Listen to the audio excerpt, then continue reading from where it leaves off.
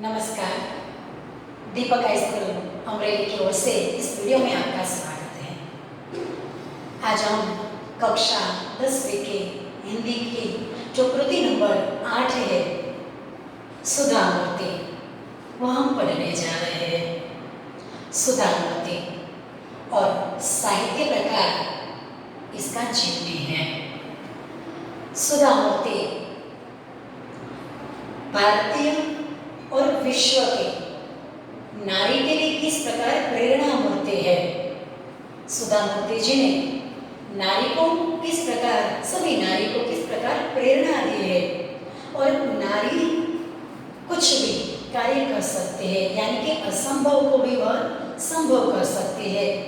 तो यह बात, यह प्रेरणा हमें इस गद्य से, इस जीवनी से मिलती है। हमारा जो साहित्य प्रकार है वह जीवनी है, सुधा मूर्ति। और सुधा मूर्ति जी की यहाँ पर तस्वीर दी गई है और इंफोसिस फाउंडेशन की वह अध्यक्ष थी और उनकी जो जीवनी है यहाँ पर संकलित दिया हुआ है। यह उनके जीवन में से लिया हुआ थोड़ा सा यहाँ पर अंश है। सुधा मूर्ति जी लेखिका, सामाजिक कार्यकर्ता और वे समाज सुधारक भी थी। तो सुधा मूर्ति, उनका मूल नाम, उनका पहले जो नाम था वह सुधा कुलकर्णी था, लेकिन शादी के बाद उनके पति की जो मूर्ति, ऐसी उसकी जो अटक थी उसका, और इसीलिए सुधा मूर्ति यहाँ पर शीर्षक दिया गया है। तो सुधा मूर्ति, हमारा पाठ का शीर्षक है सुधा मूर्ति और संकलित। तो यहाँ पे बताया गया है कि सुधा मूर्ति महिला के लिए प्रेरणा मूर्ति है। इस पाठ में सुधा मूर्ति ने यह सिद्ध करने का प्रयास किया है कि स्त्रियों के लिए कोई कार्य असंभव नहीं है। तो इस पाठ के द्वारा सुधा मूर्ति जी यह कहना चाहती है कि स्त्रियों के लिए कोई भी कार्य असंभव, नामुमकिन नहीं है।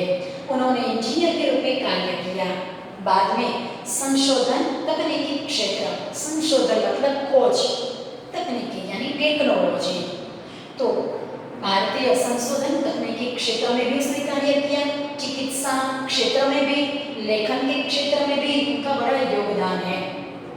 महिला सशक्ति के क्षेत्र में आपका योगदान महत्वपूर्ण है। तो सुधा मूर्ति जी के बारे में यहाँ पे इस पाठ में, इस कृति में परिचय दिया है, इस जीवनी में उनका परिचय है। इस पाठ में स्त्रियों के लिए कार्य क्षेत्र की कोई सीमा नहीं है तथा वे हर कार्य में कुशलता प्राप्त कर सकती है, इस बात पर ज्यादा जोर दिया है। तो यहाँ पर यह कहा गया है इस कृति में कि स्त्रियों के लिए कार्य क्षेत्रों की कोई सीमा नहीं। कार्य क्षेत्र, तो कार्य करने का क्षेत्र, यहाँ पर व्याकरण दिखाई देता है। कार्य क्षेत्र यानी कार्य करने का क्षेत्र, क्षेत्र मतलब विस्तार, सीमा। तो स्त्रियों के लिए कार्य करने की कोई भी सीमा नहीं है तथा वे हर कार्य में कुशलता प्राप्त कर सकती है और वे कोई भी कार्य में कुशलता प्राप्त कर सकती है। कुशलता यानी निपुणता, पारंगतता, इस बात पर ज्यादा जोर दिया है। यहाँ पर सुधा मूर्ति जी की तस्वीर दी गई है और यह भी सुधा मूर्ति जी की तस्वीर है। इस कृति का यह संदेश है कि जाति और लिंग के बीच कोई भेदभाव न रखा जाए और इस कृति का संदेश यही है कि जाति के नाम पर और लिंग के बीच कोई भेदभाव न रखा जाए। तो यह भेदभाव जो शब्द है, स्त्री और पुरुष, लड़का या लड़की के बीच जो भेदभाव है वह हमें समाज में, देश में, विश्व में नहीं रखना चाहिए, ये संदेश मिलता है। तो भेदभाव जो शब्द है वह तत्पुरुष समास है, भेदभाव शब्द तत्पुरुष समास है। तो यहाँ पर संकलित में यही दिया गया है कि कोई भी स्त्री कोई भी कार्य कर सकती है और हमें इस पाठ से, सुधा मूर्ति जी से हर स्त्रियों को प्रेरणा लेनी चाहिए। तो अब हम हमारे गद्य की ओर, हमारी कृति की ओर, हमारे जीवनी की ओर, सुधा मूर्ति की जीवनी की ओर आगे बढ़ेंगे। तो शुरुआत करते हैं हमारे गद्य की। अप्रैल 1974 की बात है। तो 1974, सन 1974 अप्रैल की बात, यहाँ पर एक घटना दी गई है सुधा मूर्ति जी के जीवन की। यह जीवनी है उनकी और इसीलिए उनके जीवन की यह घटना है। बेंगलुरु में गर्मी पड़ने लगी थी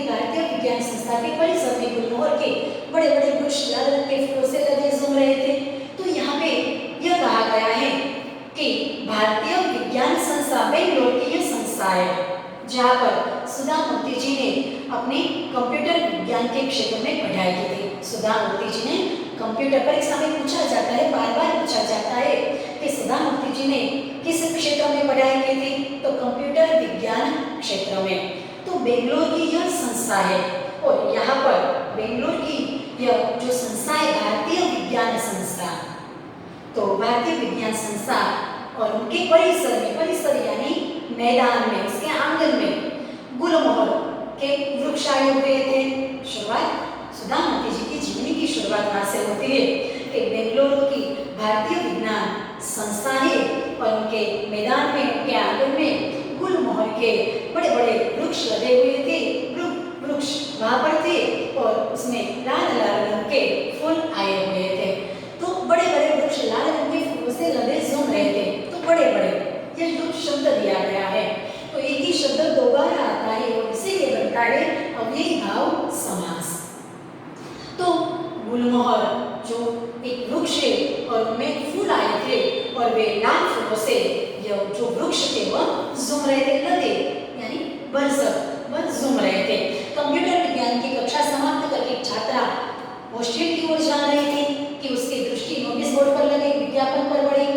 कंप्यूटर विज्ञान की कक्षा, मैंने पहले ही बता दिया कि जो सुधा मूर्ति जी थी वह कंप्यूटर विज्ञान के क्षेत्र में पढ़ाई कर रही थी बेंगलोर में, और कंप्यूटर विज्ञान की कक्षा उनका तास, उनकी कक्षा समाप्त करके, उनका समय समाप्त करके वह छात्रा यानी सुधा मूर्ति जी, एक छात्रा मतलब सुधा मूर्ति जी हमें पता है और इसीलिए हम उनका नाम बोलेंगे, तो वह अपने हॉस्टल की ओर जा रहे थे। अपना क्लास पूर्ण करके वह अपने हॉस्टल की ओर जा रही थी, ओर यानी तरफ जा रही थी।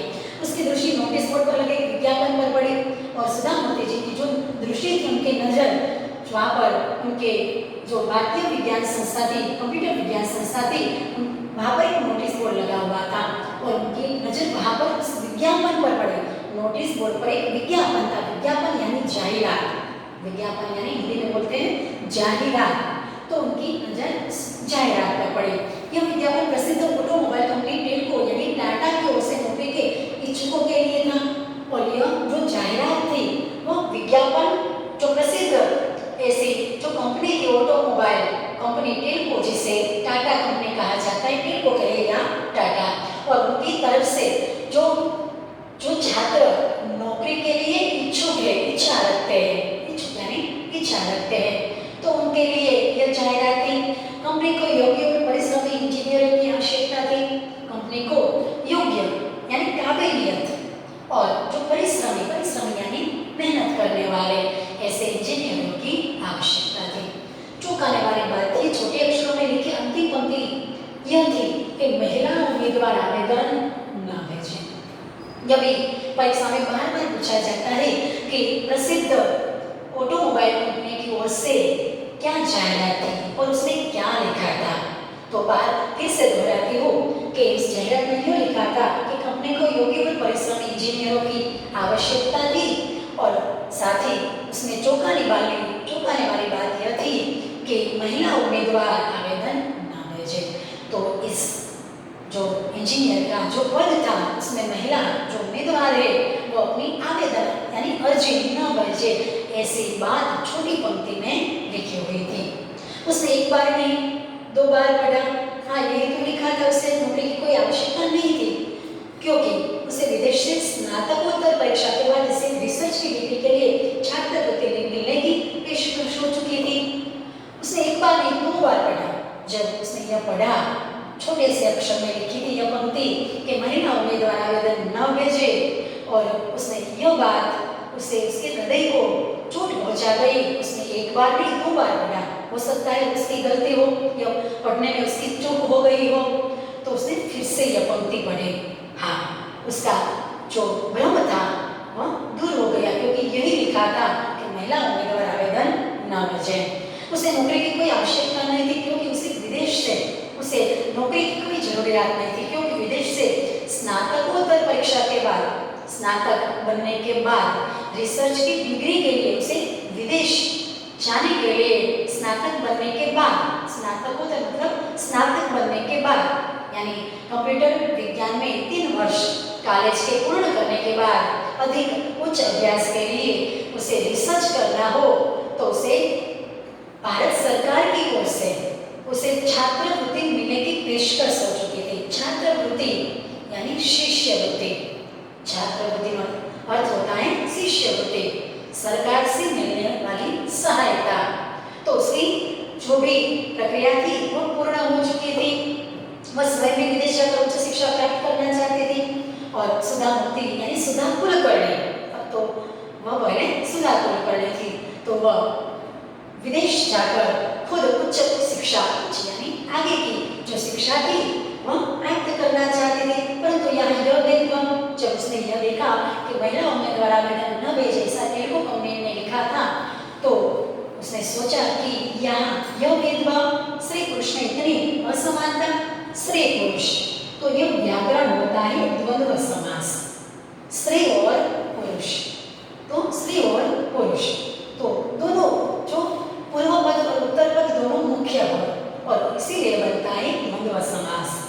तो वो सोच रही है सुधा जी कि स्त्री पुरुष में इतनी असमानता यानी समानता नहीं, ऐसा भेदभाव है, बात उसे कुछ पची नहीं। वो अपनी कक्षा में हमेशा प्रथम स्थान पाती आई थी और कंप्यूटर विज्ञान की कक्षा में पुरुष सहपाठियों में अकेली लड़की थी, योग्य थी, परिश्रमी थी, नहीं उसे तो कुछ करना ही होगा। वह सोच रही है सुधा जी कि अपनी कक्षा में वह हमेशा प्रथम स्थान पाती थी, तो कंप्यूटर विज्ञान की जो वह अभ्यास कर रही थी उसमें हमेशा प्रथम आती थी, बहुत ही वह काबिल और बहुत ही होशियार थी, और इसीलिए अपनी कक्षा में वह हमेशा प्रथम आती थी सुधा जी। और कंप्यूटर विज्ञान की कक्षा में पुरुष सहपाठी में अकेली लड़की थी, पुरुष सहपाठी यानी साथ साथ अभ्यास करने वाले। तो जो कंप्यूटर विज्ञान की वह पढ़ाई कर रही थी उसमें वह अकेली लड़की थी। बच्चों यहाँ पर गौर कीजिए कि यहाँ पर कंप्यूटर विज्ञान का जो अभ्यास कर रही थी वहाँ पर सुधा जी अकेली लड़की थी, यानी सभी वहाँ पर लड़के थे। योग्य थी इस कंप्यूटर विज्ञान को पढ़ने के लिए, वह योग्य थी, परिश्रमी यानी परिश्रम करने वाली भी थी, नहीं उसे तो कुछ करना ही होगा। वो सोच रही है कि तेलुगु कंपनी ने ऐसा क्यों लिखा, उसने मन में ठान लिया कि उसे तो कुछ करना ही होगा, इस स्त्री पुरुष लड़का लड़की के बीच में जो भेदभाव है उसके लिए उसे कुछ करना होगा, इस भेदभाव को सहना उसके बस की बात नहीं, वह इसका विरोध करेगी और क्रिटिकल करेगी। वो सोच रही है सुधा जी कि इस भेदभाव को वह सह नहीं सकती और इसके लिए इसका विरोध वह इसका विरोध करेगी और डटकर करेगी। डटकर करना यानी कि उनका डटकर करना यानी मुकाबला करना, स्पर्धा करना, तो जो स्त्री पुरुष के बीच जो भेदभाव है उनका वह जो मुकाबला है वह करेगी। तो यह बात सुधा जी सोच रही है। उसने अपनी डायरी में आवश्यक सूचनाएं लिखी और तेजी से हॉस्टल की ओर चल दी, और वह जब जा रही थी हमने देखा पहले कि वह अपने हॉस्टल की ओर जा रही थी और नोटिस बोर्ड पर यह उसने विज्ञापन पढ़ा और अपनी डायरी में इसके लिए कुछ आवश्यक सूचनाएं लिखी और तेजी से जल्दी से अपने हॉस्टल की ओर वह चल दी। उसने निश्चय किया कि वह टेलीकॉम कंपनी के सर्वोच्च अधिकारी को सूचित करेगी उनकी कंपनी इस प्रकार का अन्याय कर रही है, और उसने निश्चय किया, मन में ठान लिया कि वह टेलीकॉम कंपनी यानी टाटा कंपनी के जो सर्वोच्च अधिकारी, सर्वोत्ता उच्च यानी सबसे ऊंचे सबसे ऊपर जो अधिकारी है उनको वह विज्ञापन के बारे में सूचित करेगी, जानकारी देगी। उनकी कंपनी इस प्रकार का अन्याय कर रही है, शायद उनके अधिकारी को यह न पता हो, सर्वोच्च अधिकारी को न पता हो, तो वह ये सोच रही है कि वह टेलीकॉम कंपनी के अधिकारी को सूचित करेगी कि उनकी कंपनी यह अन्याय कर रही है। उसे उस सर्वोच्च अधिकारी का नाम मालूम तो नहीं था, केवल इतना पता था कि टाटा समूह के प्रमुख जे.आर.डी. टाटा है। उसे उस कंपनी के सर्वोच्च अधिकारी का नाम पता नहीं था, लेकिन इतना पता था, पता यानी मालूम, पता तो इसका अर्थ होता है मालूम, तो उसे केवल इतना मालूम था कि टाटा जो कंपनी है उनके जो प्रमुख है वो है जे.आर.डी. टाटा। तो यह बात सुधा मूर्ति जी ने ठान ली। तो यहाँ पर हमने देखा कि सुधा मूर्ति जी बहुत ही होशियार थी और स्त्री पुरुष के बीच जो भेदभाव थे उनके लिए कुछ करने की उनके मन में जिज्ञासा थी। उसने पोस्ट कार्ड लिया और जे.आर.डी. टाटा को संबोधित करते हुए लिखा, आपने भारत में लोहा इस्पात रासायनिक पदार्थ कपड़ा मशीनों के बड़े बड़े उद्योग लगाए हुए हैं। अब वह एक पोस्ट कार्ड, उस समय पोस्ट कार्ड चलता था और इसीलिए वह पोस्ट कार्ड के द्वारा एक पत्र लिखते, पोस्ट कार्ड लिखती है, उसमें लिखती है, किसे लिखती है, जे.आर.डी. टाटा को संबोधित करते हैं तो जे.आर.डी. टाटा को ही लिखती है। यह जे.आर.डी. टाटा की तस्वीर है और टाटा टेल्को कंपनी के यह प्रमुख है। जे.आर.डी. टाटा बहुत ही प्रसिद्ध है। यह सुधा मूर्ति जी की तस्वीर है। तो यहाँ पर बचपन की तस्वीर नहीं है लेकिन बाद की तस्वीर है। तो वह जे.आर.डी. टाटा को परीक्षा में पूछा जाता है कि टेल्को कंपनी के प्रमुख कौन थे, तो वहां पर लिखना है जे.आर.डी. टाटा। तो वह जे.आर.डी. टाटा को पोस्ट कार्ड लिखते हैं और उसने लिखा, पोस्ट कार्ड में लिखा कि आपने भारत में लोहा इस्पात, लोहा यानी लोखंड, इस्पात यानी पुर्जे, मशीन के साधन, कोई भी मशीन हो उनके साधन से इस्पात कहते हैं। तो लोहे के पुर्जे, लोहा इस्पात यानी लोहे के पुर्जे, तो पुर्जे यानी साधन। तो आपने भारत के अंदर लोहा इस्पात, रासायनिक पदार्थ, कपड़ा मशीनों के बड़े बड़े उद्योग लगाए, बड़े बड़े, तो यह भी हुआ अव्ययीभाव समास। भारतीय विज्ञान संस्था की स्थापना में आपने बढ़ चढ़कर अपना योगदान दिया है। वह पोस्ट कार्ड में लिखते हैं जे.आर.डी. टाटा को कि आपने भारत में लोहा इस्पात, रासायनिक पदार्थ, कपड़ा मशीनों के बड़े बड़े उद्योग लगाए हैं और आपने भी भारतीय विज्ञान संस्था जहाँ पर भी पढ़ रहे हो बेंगलोर में जो स्थित है, आई हुई है भारतीय विज्ञान संस्था, उनमें आपने बहुत ही बढ़ी चढ़कर यानी ज्यादा, अधिक, बहुत अधिक आपने अपना योगदान दिया है, यानी कि आपने उसमें कुछ हिस्सा दिया है, आपने उसमें कुछ दान दिया है। सौभाग्य से उसी संस्था में पढ़ रही हूँ। मैं हैरान हूँ कि टेल्को जैसी कंपनी स्त्री पुरुष के बीच ऐसा भेदभाव कैसे कर सकती है। सौभाग्य यानी अच्छा भाग्य, मेरी जो तकदीर है, मेरा जो नसीब है वो बहुत ही अच्छा है कि आपने जिस संस्था में अपना योगदान दिया है और वहाँ उसी संस्था में मैं पढ़ रही हूँ। परंतु मुझे आश्चर्य होता है कि आपके जैसे जो सुप्रसिद्ध ऐसे जो कंपनी है टाटा कंपनी और वह स्त्री पुरुष के बीच ऐसा भेदभाव कर रही है। 10 दिन में कंपनी ने उसे तार भेजा। बस इस पोस्ट कार्ड को मिलते ही 10 दिन में टाटा कंपनी ने, टेल्को कंपनी ने उसे तार भेजा। उस वक्त पुराने समय में तार आते थे, जल्दी कोई काम होता था उसके लिए तार भेजा जाता था। कंपनी के खर्चे पर पुनः शहर में साक्षात्कार के लिए उपस्थित हो और उस तार में क्या लिखा था, थोड़ी शब्दों में तार होते और उसमें लिखा था कि कंपनी के खर्चे पर, टाटा कंपनी, टेल्को कंपनी अपने खर्चे पर, स्वयं के खर्चे पर पुनः शहर में, वो पढ़ रही थी बेंगलुरु में, परंतु यहाँ पर पुनः शहर में जे.आर.डी. टाटा वहाँ पर थे पुणे में और उसने सुधा जी को साक्षात्कार के लिए, साक्षात्कार तो शब्द समूह के लिए एक शब्द है, तो शब्द समूह का आमने सामने की मुलाकात। साक्षात्कार का अर्थ होता है आमने सामने की मुलाकात, जिसे हम अंग्रेजी में इंटरव्यू कहते हैं। तो इंटरव्यू के लिए, साक्षात्कार के लिए, आमने सामने मुलाकात के लिए उपस्थित यानी हाजिर, और उसका विरोधार्थी होता है अनुपस्थित यानी गैर हाजिर। तो यहाँ पर हाजिर होने के लिए टेल्को कंपनी ने उसे पुनः शहर बुलाया। आवश्यक तैयारियों के साथ लड़की पुनः पहुंची। साक्षात्कार आरंभ हुआ, क्योंकि उनका साक्षात्कार होने वाला था, इसीलिए वो बहुत ही होशियार, बुद्धिमान तो थी और थोड़ी उसने आवश्यक तैयारियां की और बाद में वो लड़की यानी सुधा जी पुनः पहुंची। साक्षात्कार आरंभ हुआ यानी आमने सामने की जो मुलाकात थी वो शुरू हुई। काफी तकनीकी प्रश्न पूछे गए। उस साक्षात्कार में खुद टेल्को कंपनी के जो मुख्य प्रमुख थे, संस्थापक जो व्यक्ति थे जे.आर.डी. टाटा, और वह खुद उस साक्षात्कार में उपस्थित रहे और उसने कई तकनीकी प्रश्न पूछे, यानी टेक्नोलॉजी के जो बारे में प्रश्न पूछे जाते हैं वो प्रश्न पूछे। वह सही उत्तर देती गई, सही अव्ययीभाव समास, तो वह सच्चे उत्तर देती गई। तभी बुजुर्ग सज्जन ने स्नेहमयी वाणी में कहा, जब उससे तकनीकी प्रश्न पूछे गए सुधा मूर्ति जी से और उसने तब सही उत्तर दिए, और तभी उसमें साक्षात्कार में एक बुजुर्ग व्यक्ति थे, एक वडील थे, सज्जन थे, सज्जन यानी सत्वत्ता जन, संधि विच्छेद होगा सत्वत्ता जन।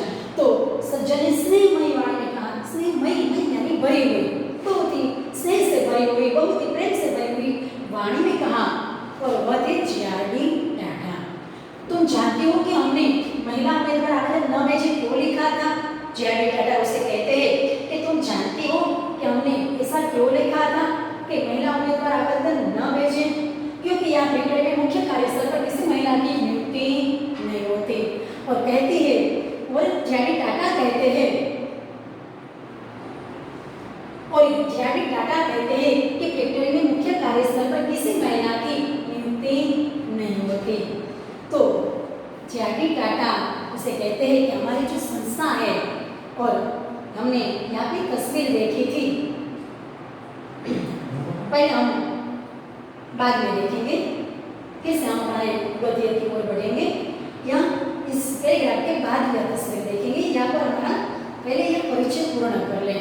तो वो जे.आर.डी. टाटा उसे कहते हैं कि तुम जानती हो कि हमने महिला उम्मीदवार आवेदन न भेजे, अर्जी न भेजे, ऐसा क्यों लिखा था?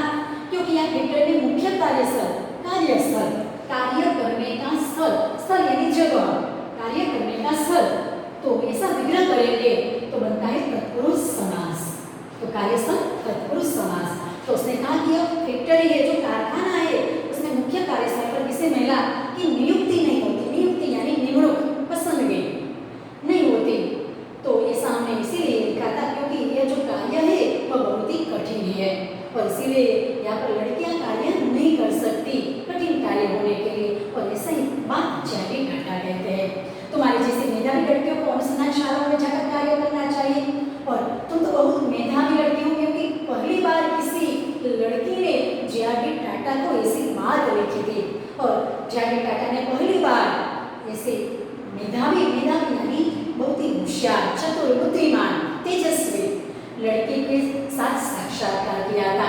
तो वह उसे सलाह देते हैं कि तुम्हारी जैसी जो तेजस्वी बुद्धिमान लड़कियां हैं, उन्हें अनुसंधान शाला में जाकर कार्य करना चाहिए। अनुसंधान शाला यानी संशोधन करने की शाला, अनुसंधान करने की शाला, तो लबे बनता है तत्पुरुष समास। तो तुम्हारी जैसी बुद्धिमान, होशियार, तेजस्वी जो लड़कियां हैं, उनको अनुसंधान शालाओं में जाकर कोई अच्छा सा ऐसा कार्य करना चाहिए, क्योंकि हमारी जो फैक्ट्री है वहाँ पर तो बहुत ही कठिन कार्य होता है, परंतु तुम मेधावी हो, इसलिए तुम्हें यहाँ पर जाना चाहिए। लेकिन हमें कैसे तो शुरुआत करनी होगी? जब ऐसा जे.आर.डी. टाटा कहते हैं, टेल्को कंपनी के प्रमुख ऐसा सुधा जी को कहते हैं, तब वो लड़की बहुत ही होशियारी से उत्तर देती है कि हमें कहीं से तो शुरुआत करनी ही होगी, नहीं तो कभी कोई महिला आपकी फैक्ट्री में कार्य नहीं कर पाएगी। हमें तो किसी भी जगह से, किसी भी फैक्ट्री से ये शुरुआत करनी होगी, नहीं तो कभी कोई महिला आपकी फैक्ट्री में कार्य नहीं कर पाएगी। उसने दृढ़ता से कहा, दृढ़ता यानी मक्कमता से कहा, अडिगता से कहा, और बिना डर से कहा कि शुरुआत तो कहीं ना कहीं से करनी होगी। एक लंबे साक्षात्कार के बाद अंत में सुब्रत सज्जन ने मुस्कुराते हुए कहा, ठीक है, ये शुरुआत तुमसे ही की जाती है, बताएं।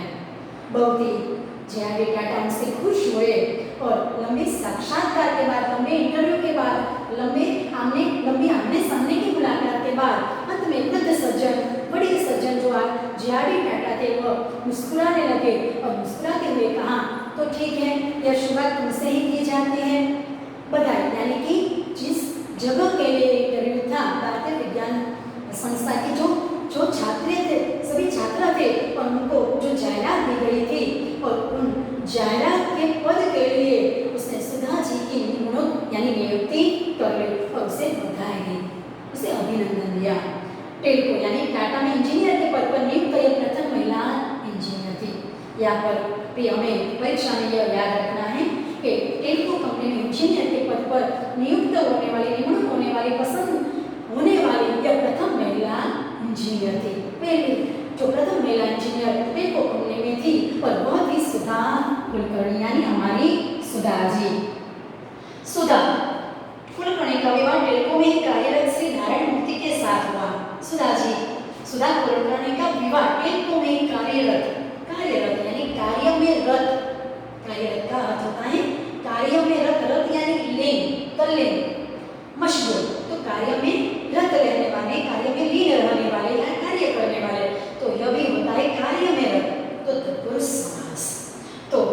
सुधा कुलकर्णी का विवाह उनके जीवन के बारे में यहाँ पर बताया गया है कि उसी कंपनी में, टेल्को कंपनी में एक व्यक्ति काम कर रहे थे जिनका नाम था नारायण मूर्ति। यह नारायण मूर्ति जी है। यह दोनों तस्वीर यहाँ पर नारायण मूर्ति जी की दी गई है और वे सुधा जी के साथ यहाँ पर उसकी पहले की तस्वीर है, उनकी शादी की तस्वीर दी गई है यहाँ पर और ये बाद की तस्वीर है। तो यह नारायण मूर्ति जी उनके साथ टेल्को कंपनी में कार्य कर रहे थे और उनका विवाह इसी व्यक्ति के साथ हुआ। और यह जे.आर.डी. टाटा की तस्वीर। 8 वर्ष तक टेल्को कंपनी को अपनी सेवा देने के बाद 1982 में उन्होंने अपने पद से त्याग पत्र दे दिया और बेंगलुरु में अपने पति श्री नारायण मूर्ति के साथ इंफोसिस कंपनी खोली और टेल्को कंपनी में उन्हें 8 वर्ष, टेल्को कंपनी में वह 8 वर्ष लगातार अपनी सेवा देती रही, अपनी जो कार्य करने की जो कुशलता थी वह देती रही और बाद में सन 1982 में उन्होंने अपने इंजीनियर के पद से त्याग पत्र दे दिया और वे बाद में बेंगलुरु में अपने पति श्री नारायण मूर्ति के साथ अपनी ही कंपनी खोली जिसका नाम था इंफोसिस कंपनी। और यह नारायण मूर्ति जी की तस्वीर है और यह सुधा मूर्ति जी की तस्वीर। तो यहाँ पर यह नारायण मूर्ति जी के साथ कार्य कर रहे थे और यह सुधा मूर्ति जी है। तो यहाँ तक हमारा जो पहला पृष्ठ है वो हम यहाँ तक पूर्ण करेंगे। उसके आगे का जो वीडियो है, आगे का जो भाग है, दूसरा पृष्ठ है, वो हम अगले वीडियो में लेंगे।